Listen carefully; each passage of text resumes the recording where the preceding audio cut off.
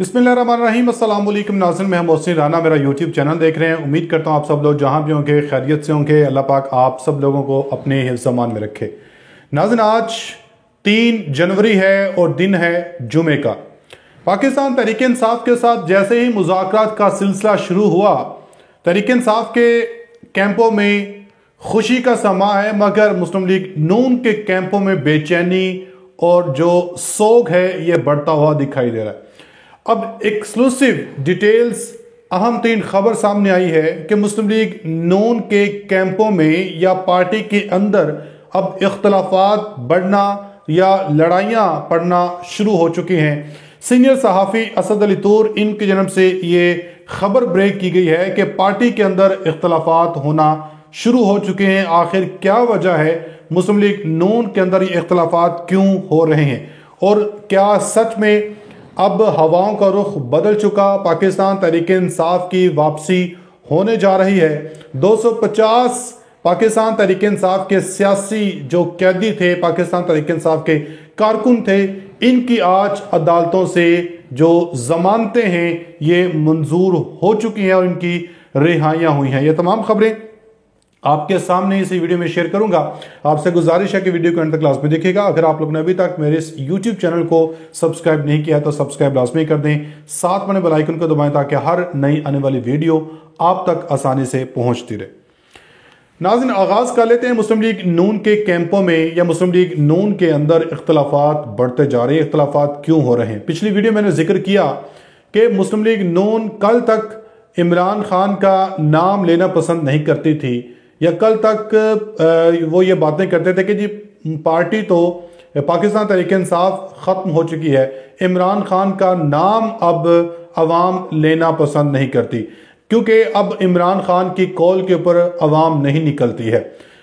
अब इस चीज़ का अंदाज़ा पूरे पाकिस्तान को है। सारे जितने भी सियासी जितने भी इस वक्त सीनियर जर्नलिस्ट हैं वो सब इस चीज़ का एतराफ़ कर रहे हैं कि अगर इंतखाबात अभी होते हैं, 1 साल बाद होते हैं या 3 साल बाद होते हैं, तो ये हुकूमत या उस इलेक्शन में जीत पाकिस्तान तहरीक इंसाफ की ही होगी।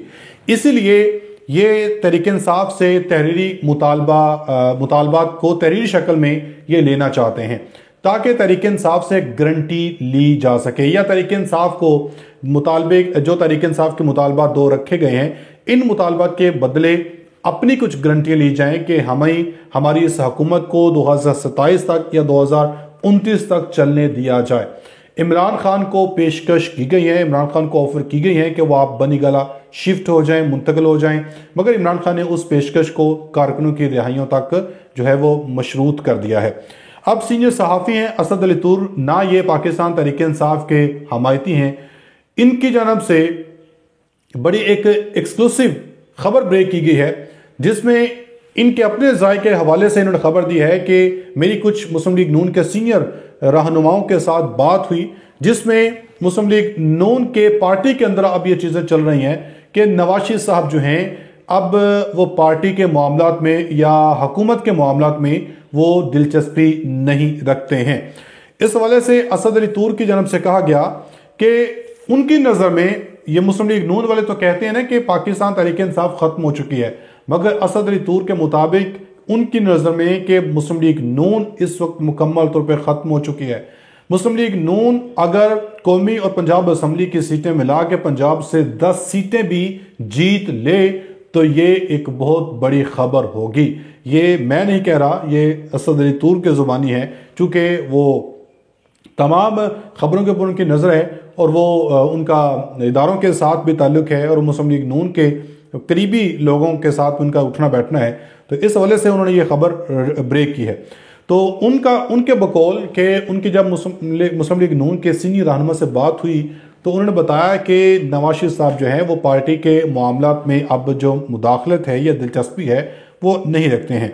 और पहले तो ऐसे होता था कि फैमिली के अंदर भी गेट टुगेदर होता था, या शरीफ ख़ानदान जो है, जो शरीफ फैमिली है, वो खाने के ऊपर बैठती तो खाने के ऊपर भी वो हुकूमती मामलात को या शरीफ फैमिली को पार्टी के हुकूमत के अंदर इंटरफेयर के हवाले से डिस्कस किया जाता था।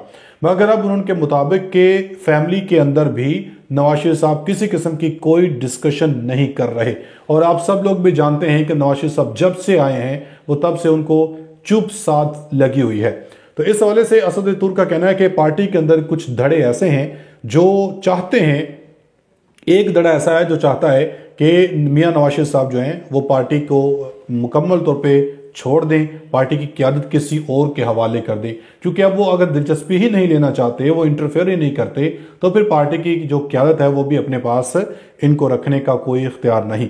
मगर वहीं एक धड़ा ऐसा भी है जो चाहते हैं कि नवाज शरीफ साहब अपनी जो क़यादत है पार्टी की बागडोर वो अपने हाथ में रखें, क्योंकि एक दिन ऐसा आएगा, एक वक्त ऐसा आएगा जब पार्टी को मुस्लिम लीग नून को नवाज शरीफ साहब की जरूरत पड़ेगी, क्योंकि नवाज शरीफ साहब एंटी एस्टैब्लिशमेंट बयानियां बनाना जानते हैं और वही इस चीज़ को टैकल कर सकते हैं कि कैसे जो है वो एस्टैब्लिशमेंट के खिलाफ जाके अवाम के दिलों में एक बार फिर से अपनी मोहब्बत को उजागर करना है। तो एक तरफ मुज़ाकरात चल रहे हैं, पाकिस्तान तहरीक इंसाफ की वापसी का सफर चल रहा है, दूसरी तरफ पार्टी के अंदर इस तरह के इख्तलाफात जो हैं वो चल रहे हैं।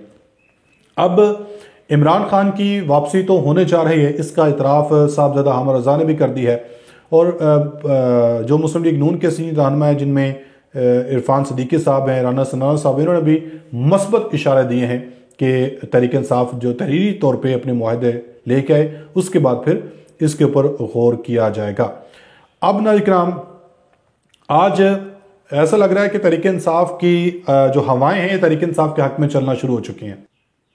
आज इंसदाद दहशतगर्दी अदालत के पेशी के मौका के ऊपर डॉक्टर यास्मीन राशिद ने भी मीडिया से गुफ्तगू की।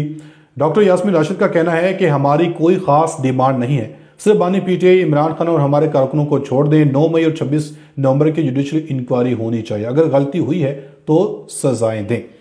पंजाब असम्बली में अपोजिशन लीडर अहमद खान बुचर से गुफ्तगू करते हुए उन्होंने कहा कि पीटीआई रहनुमा ने कहा कि लोगों ने 9 मई को इस वजह से रिएक्ट किया था क्योंकि बानी पीटीआई इमरान खान को पकड़ा गया था।